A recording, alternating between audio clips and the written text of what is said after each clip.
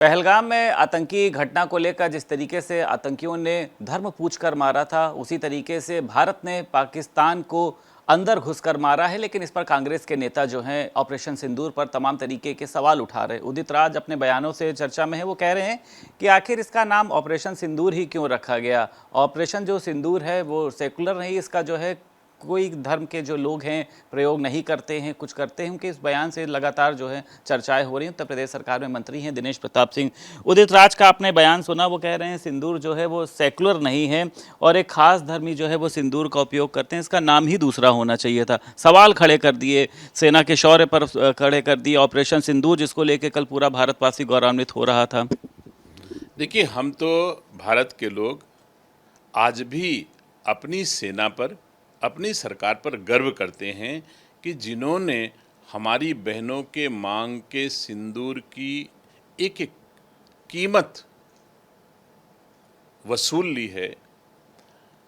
उन लोगों से जिन्होंने निर्दोष बहनों, जिनका कोई कारण नहीं था, जिनके हाथ की मेहंदी भी नहीं छूटी थी, और ऐसे बहनों की मांग का सिंदूर जिन्होंने छीना था, उनसे हमारी सेना के लोगों ने बदला लिया है।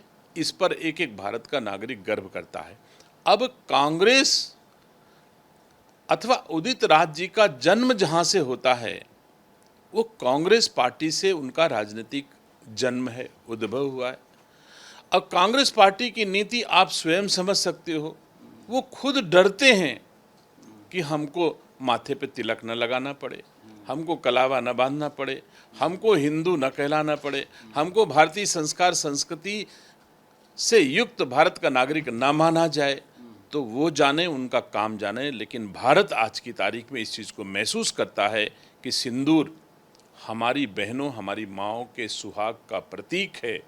और सुहाग का मतलब कि भारत के नागरिक की शक्ति, भारत के नागरिक की रक्षा, भारत के नागरिक की ताकत मजबूत होती है उस सिंदूर से। और सिंदूर का अर्थ केवल इससे नहीं हुआ, सिंदूर का अर्थ सुहाग से हुआ।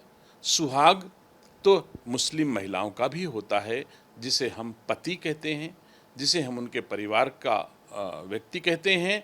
तो मैं नहीं समझता कि ये केवल एक किसी धर्म से इसका कोई ताल्लुक है। लेकिन अगर वो धर्म से जोड़ते हैं तो भगवान उनको सद्बुद्धि दे। किस रूप में इनकी पीढ़ियों ने कैसे कैसे भारतीय संस्कार का गड़बड़ झाला अपने जीवन में किया है, और उसी का परिणाम है। लेकिन मोदी भारत का सपूत है, भारतीय संस्कार संस्कृति और सनातन धर्म को जीता है, उसके लिए कुछ भी कर जाएगा। लेकिन भारत की संस्कृति को झुकने नहीं देगा, वो करता रहेगा। और इनको जो करना है करे। भारत की जनता बड़े धैर्य के साथ राहुल गांधी, कांग्रेस, समाजवादी पार्टी और अखिलेश यादव सबको देख रही है। अवसर आने पर इनको पता चल जाएगा कि क्या सत्य है और क्या असत्य है। पहले राफेल पे नींबू मिर्चा लटकाना और फिर ये कहना कि ऑपरेशन सिंदूर का जो है वो प्रधानमंत्री नरेंद्र मोदी ने भावनाओं का फ़ायदा उठाने के लिए जो है इसका नाम रखा था, इसका नाम दूसरा होना चाहिए था। पृथ्वीराज चौहान का ये बयान है। आपको लगता है इससे कांग्रेस जो है वो निशाने पर आ सकती है और कांग्रेस के नेताओं का ये बयान जो है उसके लिए दिक्कतें पैदा कर सकता है? सेवा के बदले सम्मान पाना कोई अपराध है क्या? कम से कम तुम्हारी तरह बांट के राज करने का तो सपना भारतीय जनता पार्टी और भारतीय जनता पार्टी की सरकारें नहीं देख रही हैं। आप तो हमको बांटने पर आमादा हो। और मोदी तो सबका साथ सबका विकास के साथ आगे बढ़ रहे हैं और जन भावनाओं को गेन कर रहे हैं, सेवा करके, सम्मान दे करके, रक्षा करके।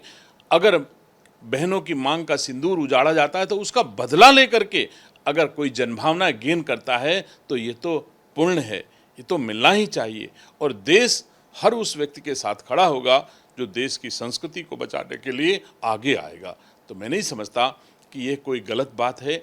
जो भी आप स्वयं एक दल के नेता हो, कांग्रेस पार्टी आपकी है, आप अपने पार्टी फोरम पर मेहनत करके, परिश्रम करके, जनभावना को आदर करके, भारतीय संस्कार संस्कृति की रक्षा करके आप भी लोगों का दिल जीत लो। किसने मना किया? लेकिन आप संघर्ष कर नहीं सकते, सेवा कर नहीं सकते। आप ये कह नहीं सकते कि मैं हिंदू हूँ, आप ये नहीं कह सकते कि मैं हिंदुस्तानी हूँ।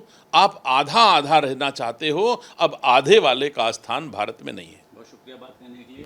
उत्तर प्रदेश सरकार में मंत्री दिनेश प्रताप सिंह हमारे साथ मौजूद थे। लखनऊ से वीडियो जर्नलिस्ट रोहित के साथ संदीप खेर, भारत समाचार।